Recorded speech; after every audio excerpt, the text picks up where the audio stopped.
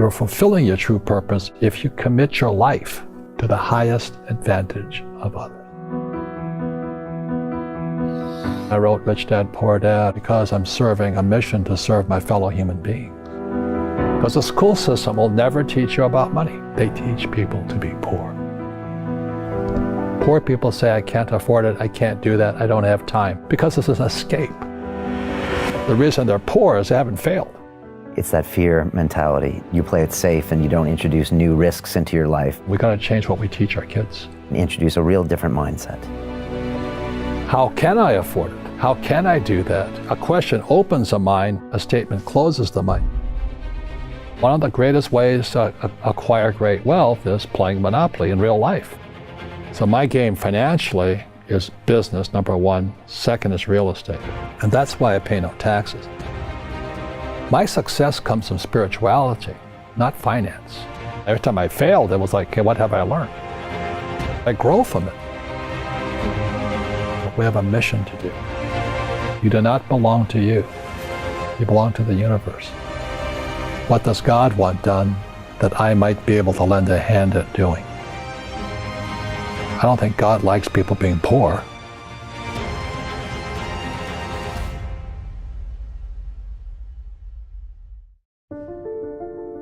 They say that the human race is doomed, that we have lost touch with our true nature, that the media has corrupted us, and that the planet has no future.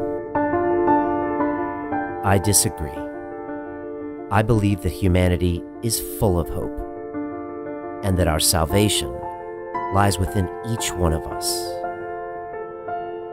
My name is Brian Rose, and my job is to listen, the oldest method of learning known to man. Each week I seek out individuals that are changing the world, people who are living and thinking in a different way. Their stories will challenge your beliefs, make you question your choices, and perhaps inspire you to change. I never planned on doing any of this, but now I can't stop. Join me on this mission and make humanity something we can all be proud of. I am super excited to share this conversation with Robert Kiyosaki. I first had the chance to speak with him over 5 years ago, before we had any of this studio, and now I got to go to Phoenix, Arizona to speak with this legend. He's the author of Rich Dad, Poor Dad, which is the #1 selling personal finance book of all time, over 30 million copies. And Robert has been there and done that. He started companies, built real estate empires, and taught people how to have a rich mentality. And that's the thing about Robert. He had 2 dads when he was a kid. One was his natural dad, one was his best friend's dad, and one had a poor mentality and one had a rich mentality. A poor person says, how can I afford that? The rich person actually goes out and says, what can I do to make this a great investment? And so that's what I love about Robert. He always looks at things in a great perspective. We had a great talk about his career, his wife, his time in Vietnam, and what it's like to really understand business today, and I know you're going to love it. But what I was really excited to do was help him launch America's first weekly cash flow summit. And this is a brand new way of making money. As a former Wall Street banker, I was super excited to share this type of investment strategy with the public for the very first time. You see, this is something we used to do in the banking industry all the time. And of course, as host of the event, I was able to secure exclusive rights to offer you a space to the summit. But this will not be available for very long. So if you want to see what I was doing with Robert in Arizona, click on the link below or go to londonreal.tv/cashflow and secure your spot. And I will see you on the inside for the summit.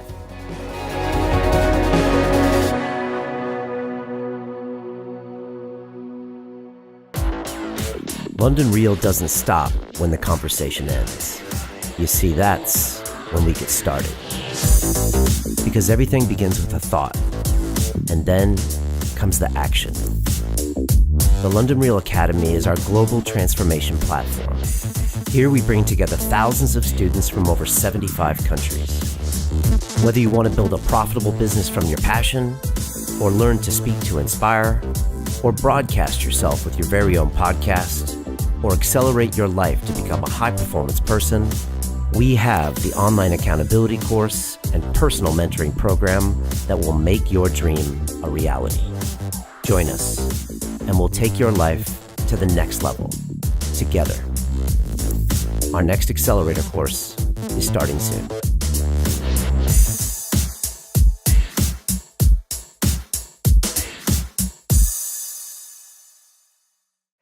This is Londonreal. I am Brian Rose. My guest today is Robert Kiyosaki, the entrepreneur, educator, and investor, best known as the author of Rich Dad, Poor Dad, the #1 personal finance book of all time. You've challenged and changed the way tens of millions of people around the world think about money, and you become a passionate and outspoken advocate for financial education. Right. I'm here on location with you in Scottsdale, Arizona. Robert, welcome back to Londonreal. Well, thank you. I enjoyed our last interview. Yeah, it was fantastic. It's been a great day here, and yesterday as well, spending time with you. Yesterday was one of the highlights of my life, so it was fantastic. Well, it was you and me and Jim Rickards. And why was that the highlight of your life? What was happening that day that made you feel that way? Well, you ever seen a kid, like they're playing football or baseball, whatever the sport is, and they go onto the field and they meet their hero. They'd be like meeting David Beckham or somebody like that. Well, to me, Jim Rickards and Naomi Prince and a lot of the people I run around with now were my heroes. I mean, they were the guys on the field. And I said, God, they're so smart. They're insiders into this world. And so to actually be sitting next to Jim and working on projects together, and I'm going, why am I here? So that would be like, David Beckham and I playing soccer together. I mean, it's not supposed to be possible, So hanging out with Jim Rickards and know me and you, and it's like it's not supposed to be. It's impossible. But dreams do come true. Because you always thought you were the outsider, and now you're hanging out with the quote-unquote insiders, and Correct. You're agreeing on everything with them. Correct. And a lot of people get financial advice from outsiders. If maybe a financial planner, a stockbroker, a real estate broker, but they're not on the inside of the deal. And one of the reasons I like being an entrepreneur and being a real estate guy is I'm always trading from the inside. I know the deal. I'm part of the deal. I am the deal, But the average person who buys like stocks, bonds, mutual funds, ETFs, and saves money, they're outsiders. They have no idea what's going on between them and the real world of inside. So Jim Rickards and Naomi Prince, they were Jim was with the CIA, long-term capital management, the Pentagon, and they're the inside on what's going on with money. Naomi Prince was with Solomon and Lehman Brothers and Goldman Sachs. They're insiders. And I was this little guy on the outside trying to figure out, what are those guys doing? How are it's almost like, what's the wizard doing? How is the wizard pulling these handles and all this? And we're all outside jumping around doing as they tell us. You should save money. Okay, I'll save money. You should buy stocks. Okay, I'll buy stocks. You should put some money in bonds. Okay, I'll buy. And I said, there's a wizard in there. I want to know who that wizard is. And so Jim and these guys are as close to the wizard as I could get. How does a 9-year-old kid in Hawaii, a poor kid, get to this point? Yeah. Well, I wasn't poor by most people's standards. But I came from a family with a poor attitude, if you know what I mean. Because rich, poor, middle class, poverty starts with a fundamental attitude. So I was in Hawaii, I was 9 years old. My father was the head of education, PhD. Very smart man, good guy. And for some reason, we moved across town and I went to a school with rich kids. So this is a little town called Hilo, Hawaii. That's not on the map anywhere, but it is. It's a sugar plantation town. So when I was 9 years old, I moved to this rich kid school. And suddenly I realized I was poor because it's relative, as Einstein, it's all relative. And my classmates were mostly white guys. And I was one of the few Asians in the class. And these guys, their fathers owned the banks, they owned the plantations, they owned the car dealerships, they owned the meat packing company, they owned the ranches. And I'm going, how come my dad doesn't own that? So I remember raising my hand when I was 9 years old, talking to my fourth grade teacher, and I said, when am I going to learn about money? And she was this woman who should have retired 50 years earlier. She was so sick and tired of kids by this time. She says, the love of money is the root of all evil. And I said, what am I, in Sunday school? And I was this punky little 9-year-old kid. And she says, we don't teach money at school. I said, why not? And she couldn't answer me. And she got very flustered. She said, sit down, take your seat. And then I got curious. I said, why don't we learn about money? She says, go ask your father. He's my boss. So my father was the head of education, PhD, all that stuff. I go home and ask him, I said, why don't we learn about money in school? And he looked at me and says, because the government doesn't let us teach that subject. The government tells us what we can teach and what we can't teach. And I thought that was strange. And I said, but aren't we going to school to learn about money? He says, no, your job is to get a job. I said, but you get a job to earn money. He goes, no, you're supposed to just get a job. I went, no.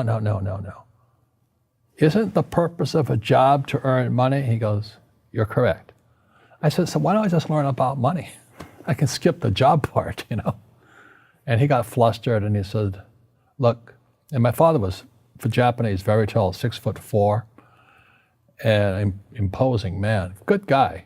But he says, if you want to learn about money, why don't you ask your best friend's father about money? And I said, why? That's Mike. So I asked him. He says, because Mike's father is an entrepreneur. And I said, what are you? He says, I'm an employee. I'm a government employee. And I went, oh, what's the difference? He says, the difference is an entrepreneur must know about money, or they're no longer entrepreneurs. And he says an employee doesn't have to know anything about money, because the government will take care of them, the company will take care of them. So I'm all confused. But I took my dad's advice and I trundled over to Mike's father's office and knocked on his door and I said, hey, I'm here, 9 years old. Teach me about money. He says, beat it, kid, But that's where the story of Rich Dad, Poor Dad started. And finally, through persistence, my rich dad started teaching me about money on one condition. And that condition was he would never pay me. He says, the moment I pay you, you think like an employee. He says, that's the trap. Entrepreneurs work for free. And now I'm 9 years old, my head's going cracking in half. He says, you never want a paycheck. You understand that, kid? I said, okay, I got it. And he says, well, how do I make money? He says, that's what entrepreneurs figure out. It's the cat, which comes first, the cat or the cat chasing its tail. And I said, so how do I learn about money? So he would just break out a Monopoly game board. So I would work for free. I'd pick up cigarette butts, and he had hotels and restaurants, and I would clean and do menial tasks. And as I got older, I started getting into office work and marketing and accounting, and I was an apprentice basically, but I always worked for free. And he would teach me about money, but the way he taught me about money was playing Monopoly. And finally one day I got upset. I said, well, when are you going to teach me about money? He says, what do you think we're doing? We're playing Monopoly. He goes, no. What do you think we're doing? We're playing Monopoly. He says, what do you think we're doing? So I don't know. I'm teaching you about money. And then that's when, you have one green house. He says, there's many formulas for great success in money. There's thousands of them. But one of the best ones found on the game of Monopoly. It still is today. 4 green houses, 1 red hotel. I said, what? He says, one of the greatest ways to acquire great wealth is playing Monopoly in real life. 4 green houses, 1 red hotel. Well, is that all there is? He goes, that's it. And he says, what do you think I'm doing? And I went, I don't know. So then he took me out and he showed me his greenhouses. And 10 years later, when I was 19, I was now in school in New York, and I come back to Hawaii, and Rich Dad had bought the biggest piece of land smack dab in the middle of Waikiki Beach. And when you go to Waikiki Beach today, you'll see the Hyatt Regency Hotel. That was his hotel. Just like the game of Monopoly. Just like the game of Monopoly. Acquired assets and they became bigger assets. he just kept what's called an assemblage, because that property wasn't that big at the time. So he had to buy out all the small guys. Because Waikiki was a little dirtwater little town. So he'd buy out this shop owner and buy that shop owner. And it took him a while, but he finally assembled this large piece of property. And then he and Hyatt put up this giant hotel. You know, it just sold for $800 million. So that's how I learned about money. And that's because he refused to accept a paycheck. He says that the moment you accept a paycheck, your brain goes dead. You know, you just got paid. He says, as long as you're hungry, you'll think. And he was a great, great teacher. So today when people ask me what I do, they know me as the author of Rich Dad, Poor Dad. I just say I play Monopoly. So I own greenhouses, I own big hotels, I own oil wells, golf courses, businesses. I'm just playing Monopoly. That's all I do. You know, I re-listened to your book on the flight over from London, and I hadn't listened to it in maybe 6 years. And the first time I read Rich Dad, Poor Dad, I thought it was a book about money. But when I listened to it a couple days ago, I saw it differently. I saw it as a book about fear, about self-knowledge, about mindset, because you're just describing these people, and they're in this world that they don't want to acknowledge that they're in. It's almost a prison in their oon mind. Right. Is that what you were trying to get across when you wrote that book? Well, I don't know what I was trying to get across. I just, the fact of the matter was I created this board game called Cash Flow. Yeah. And I couldn't sell the board game. So I had to write a brochure. And the brochure I wrote was Rich Dad, Poor Dad. So Cash Flow came out in 1996. And Rich Dad, Poor Dad came out in 97. So the real fact of the matter is Cash Flow is about accounting. Rich Dad, Poor Dad is a book on accounting, income statement, balance sheet, statement of cash flow. But if you've ever taken accounting courses, there is no more course more boring than accounting. So to have Rich Dad, Poor Dad be a book on accounting and be the #1 personal finance book of all times, that says something. And it sold the cash flow game. And today there's thousands of cash flow clubs all over the world. And the mission statement was people teaching people. You can bypass that school system because the school system will never teach you about money. The school system was designed to teach you to be an employee, which is important, or a doctor or a lawyer, a specialist, but never about money. So once I got old enough and I had already retired and I was rich and I was fairly well off, it was kind of a social conscience. I said, I have to share what I know. So that's why and it took till 1996 for the cash flow board game to come out, because I could see this crash coming, which came out in 1998. And then Rich Dad, Poor Dad came in 97. And the story goes, every publisher turned me down. They said, you don't know what you're talking about. Because they said savers were losers, your house is not an asset, and the rich don't work for money. And so the publishers are like my dad, academic superstars, you know, they're the A students in school. And so they turned the book down. And it took going by self-published route. You know, a lot of network marketing companies picked up the book, like Amway and those guys. And they picked up the book to help recruit because it's about financial independence. They're about the same thing I am. And then Oprah called in 2000. And then the next time I'm on Oprah, and I went from obscurity to world famous, you know, overnight success in 2000. And the book has been on the New York Times bestsellers for 7 years until the New York Times took it off. They said it had been on too long. But as you know, I mean, most people in publishing or journalism, they're on the other side of the coin of capitalism, you know. So they don't like guys who make money. And that's like my poor dad side. So that's kind of the story. And, you know, I play Monopoly in real life. I don't need a job. I don't have a retirement. I don't need a retirement. I don't want the government to take care of me. But I felt a social responsibility to teach. Mm-hmm. And that's what my rich dad did for me. And you said the book is about accounting, and it is an amazing book on accounting because it makes it understandable. Yeah. And I took accounting in business school, and I know what you mean. It's boring. It's boring. But it is also a book about your own fears, and I think that's why it resonates with people, because you're telling them things they know is true. They know when they look in the mirror they're not making the correct choices, they're not being disciplined, they're doing the wrong thing, and they know they're unhappy, in fear their whole lives, waiting for the next paycheck. And it's understandable. We all have fear. To be truthful, we all have fear. It's just how you deal with it. And Einstein said, imagination is more important than knowledge, but knowledge empowers imagination. And what most people lack is real business knowledge, like accounting, like debt, like taxes. You got to know that stuff, but they don't teach it in school to anybody. So, and then when people ask me, how did your rich dad learn this when your poor dad, a PhD, didn't? And the answer is very simply, my rich dad was my best friend's father. His father died when he was 13. So rich dad had this family business at 13 to run. So he had to drop out of school, which was his blessing. There's blessings, and sometimes a blessing doesn't look like a blessing, but it turned out to be a blessing. And then his teachers became his bookkeeper, his accountant, his attorney, his banker, his real estate agents. So he has what I call real teachers, not these fake teachers in school.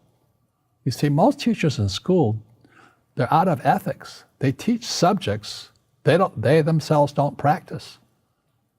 I had the same problem in my MBA program. I got into arguments with the marketing teacher because the guy didn't have a business. And then I got into arguments with the accounting teacher because the accounting teacher didn't know accounting. I knew more about accounting than him because I actually worked in bookkeeping in my rich dad's companies. And so I'm not an accountant, but I understand accounting.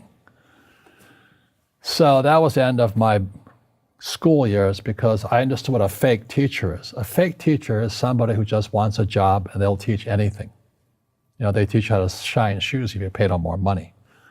But they really don't know what they're teaching. For example, my calculus teacher, went to military school in New York, and I asked the teacher, I said, I'm in my third year of calculus now. It was called strength of materials. I said, am I ever going to use this stuff? He goes, no. I said, why do you teach it? Because I get paid. I said, do you ever use it? He goes, no. And that's why, you have to, in life, one of the things I suggest to people, you got to find a real teacher versus a fake teacher. And a fake teacher is somebody who doesn't do what they teach. And a real teacher is doing what they teach every day. So my accountants, my attorneys, they're in it every single day. And that's how I learn, because every day I'm solving problems in my business. So I have accountants and attorneys and bankers and all these people on speed dial because I'm solving problems with my team. That's how I got smart. That's how you got smart. How are we doing 21 years later since this book was published? There's more information out there than ever. We've got the YouTube, we got internet, everything. Are people better educated about money? No, they're worse off. I have my little Rich Dad radio show, and tomorrow I'm interviewing these team of, I think they're educational psychiatrists, and their book is called Coddling of the American Mind, is how our school systems are making our students weaker. So in school, they have these things called now trigger effects. So you can't, as a teacher, you can't say anything that might upset the student. They don't want anything that might jar their point of view. So if I went into school, I'd be thrown out because I threatened them. I would, and to me, isn't school about opening your eyes and minds to new ideas? But that's now out of the system. So everybody's got to be PC, politically correct now. And it's killing us. It's killing the brains of our kids. They're going backwards. But in their minds, they're more enlightened. They might be. But if I didn't have ideas that shook me, I wouldn't learn anything new. But now these trigger mechanisms, like they don't let you have peanuts anymore. So they found out if you take peanuts away from a child, their propensity to have peanut allergy goes up. So you get out a child, you say you can't have peanuts. So 17% will find out they're allergic to peanuts. But if you gave kids peanuts, only 3% would be allergic to peanuts. And that's kind of the metaphor the book starts with. He says, we're actually making our students weaker in school. Yeah.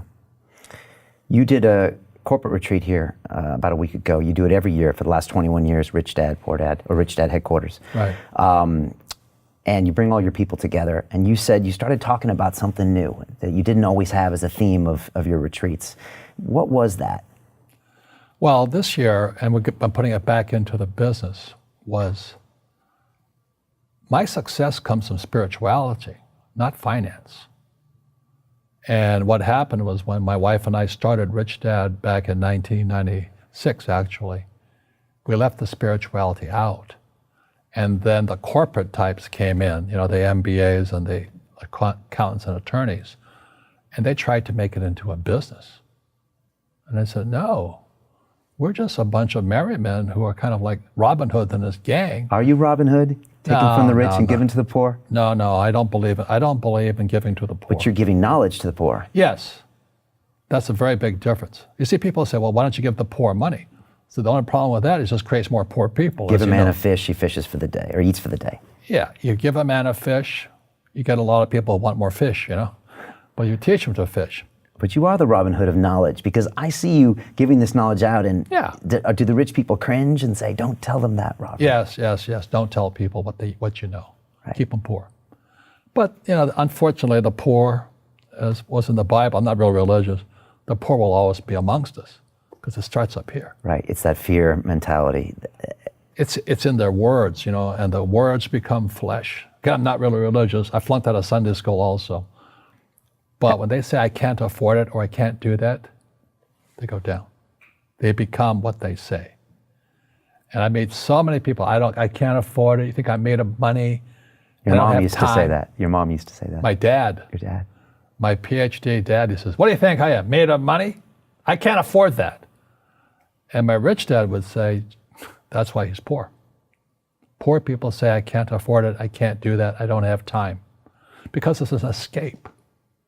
It's an escape, you know what I mean? It's easy to say, I can't afford it. Oh, I'm too tired. Oh, I can't go to the gym. When you could go to the gym, but no, I can't. Truth is, I'm just too lazy to go to the gym. And you play it safe, and you don't introduce new risks into your life, and so... I have job security. Right. And your rich dad used to say what instead of, I can't afford it? How can I afford it? How can I do that? What would it take, or why should I do that? He says that a question opens the mind, a statement closes the mind. So when you say, I can't afford it, your mind shuts down, and you become what you say. Like I struggle with weight all the time. You were telling me that you were on a vegan diet and all that. Yeah. I go on a vegan diet 3 times a year. It's one of the most miserable things in the whole world, but I had the discipline to do it for 21 days. And then I'm back to pigging out again, But the thing is that we become creatures of our own habits.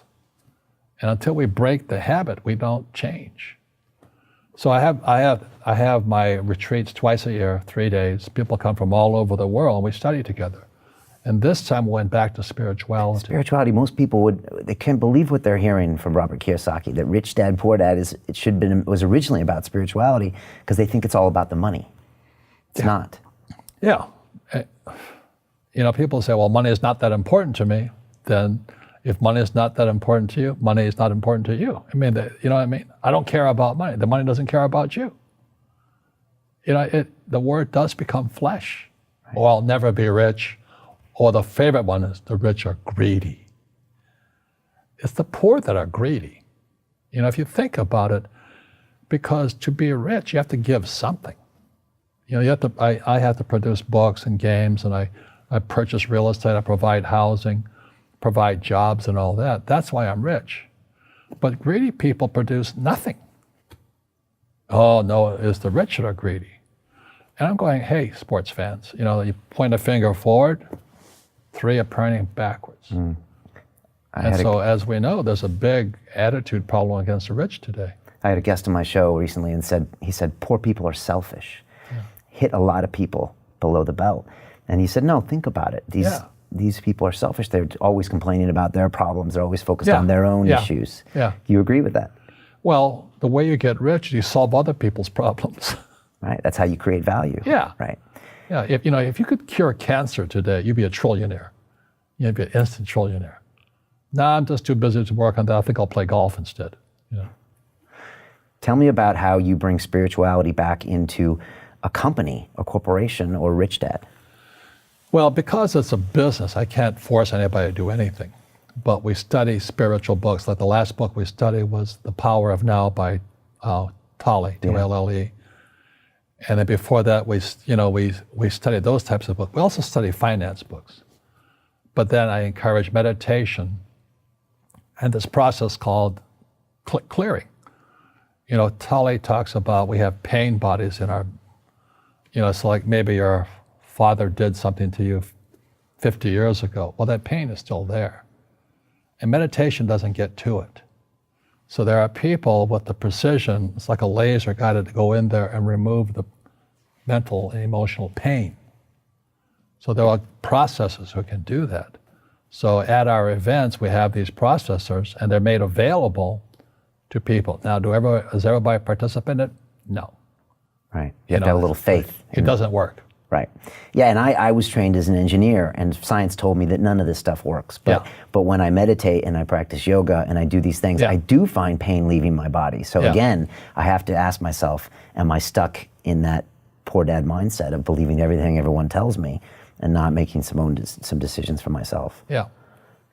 Well, when people ask, like, how did I get on Oprah? How did I write a book with Donald Trump, now President of the United States? Not that I'm endorsing him. He's much hated. Good man, though. I want to talk about him. But anyway, how could I have done that? Well, it wasn't my brain. It was, Oprah had me on the program because she's concerned also. Trump and I wrote the book together because we both had rich dads. And we both are advocates for financial education. And a lot of people just hate him because he's rich or he's obnoxious. He is obnoxious, I can't give it that. But we didn't get together for about money because we both had rich dads who taught us how to make money. Our schools don't teach that. Our schools teach almost the exact opposite of that.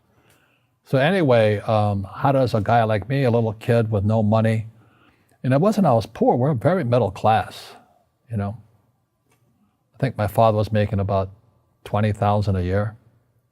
And when I graduated from college, I was making $120,000 a year. 6 times the amount he made. And I was 21 years old. And he goes, how'd you do that? I said, I didn't go to the same school you went to. You used your mind in a different way. No, I just followed my heart. Okay. I went to school to be a ship's officer to sail. So I sailed all over the world. And back this was in the 60s, if you sailed into the war zone, Vietnam, which I did, you got double the pay and no taxes. So that's how I was making $120,000 a year. And I come back, my father's still making $20,000 a year. I'm making $120K. And he can't understand it because he's a poor man in mind and in soul. He says, you've become like one of those rich guys. And I said, just because I have money? I'm in the war zone, I'm doing this. But it violated all the core values. See, the reason, as you had, is it Lipton? Bruce Lipton on my show. Bruce Lipton. Yeah. He says poverty is passed on. It's taught in your families. And middle class is taught in families. And I was really happy that, he endorsed Rich Dad, Poor Dad on your program. Because he says, I was taught by a rich man. And so the people right now who are sitting at home, who are struggling financially or worried about money or unhappy, they may be making a lot of money, but unhappy with what they're doing, it was probably taught to you. Your super ego was taught, get a job, work hard, or you'll never be rich, or the rich are evil, or whatever. And until you change your mindset, money won't help you, right? Correct. And we see that with people that win the lottery, people that make more money, they still have the same problems. Right. Because they have that poor man's soul. Right. if you're poor, you'll always be poor. That's really hard for people to Yeah, understand. the money will disappear that fast. Just like most pro athletes, they make millions of dollars, and 65% are bankrupt 5 years later. It's because they come from poor families. Now you tell them that, they get very angry at you. It's the rich fault. It's you guys ripped me off, and government ripped me off. But unfortunately, what Mr. Lipton was saying, it's passed down genetically. That's the frightening thing. So what Mr. Lipton was saying, what Trump and I are saying, and what Jim Rickards and Nomi Prince and all, we're saying we got to change what we teach our kids. Right. Try to change that soul, that DNA, and introduce a real different mindset. Yeah. Well, they've got to teach them, as Einstein said, imagination is more important than knowledge. Yeah, but you got to have the basic knowledge of taxes, debt, financial statements, and all that. If you don't want to learn it, I can't help you. So my poor dad never wanted to learn what my rich dad was teaching me. Right. You wrote books with Trump because you both were passionate about teaching this knowledge. You both had rich dads that opened your minds up to possibilities. And again, it's almost like an investor's mentality. How can I afford this? You're thinking about everything in life as an investment, invested of time, of money. It's an amazing mindset to have. What was that process, writing books with Donald Trump? Not one book, but 2 books. Right. And what did you learn from him as a man before he even became president? Well, there's no 2 Donald Trumps. What I mean by that is what you see on TV is what he is. He will not BS you. You know how a lot of politicians have 2 sides? Trump has one side, and it's the one that's present at that moment. So the thing I appreciated about him, I always knew where I stood. I didn't have to guess.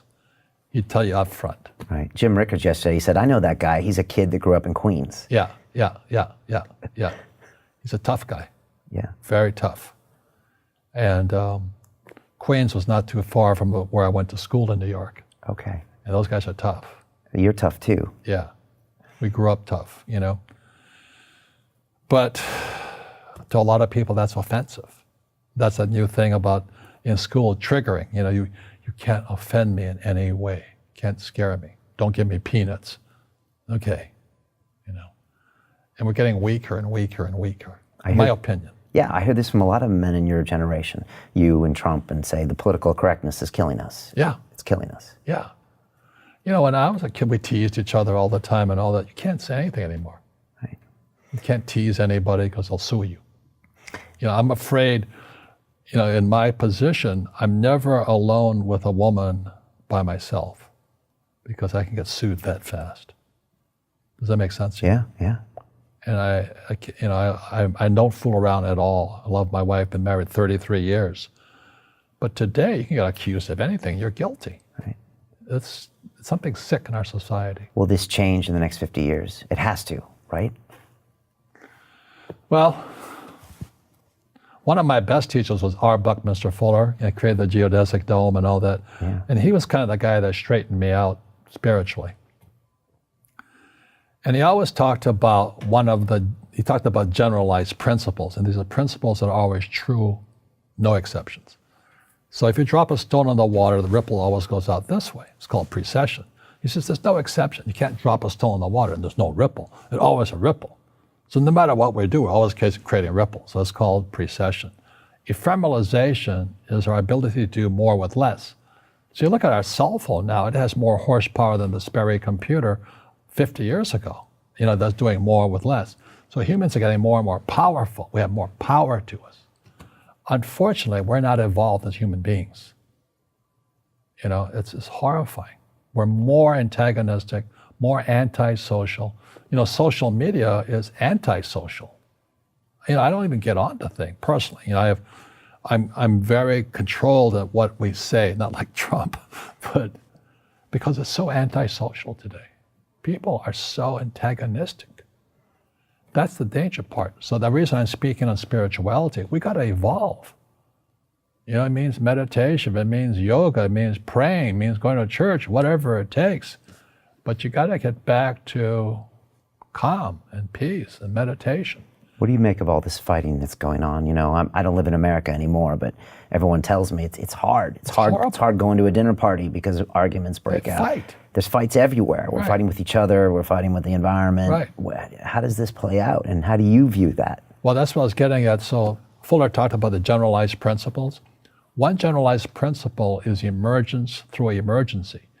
So when you look at the word emergency, the base word is emerge. And what Fuller says, the only way humans evolve is via emergency, Crisis. crisis. And a big one's coming. And it's going to be, as we all know, our banks have ripped us off immensely. There's just a bunch of crooks. I don't know how they can live with themselves. But, you know, the bankers rip off trillions and they get bonused in billions. Nobody goes to jail. That's the sickness of our society. So that's why Trump and I write about financial education. It's almost like self-defense.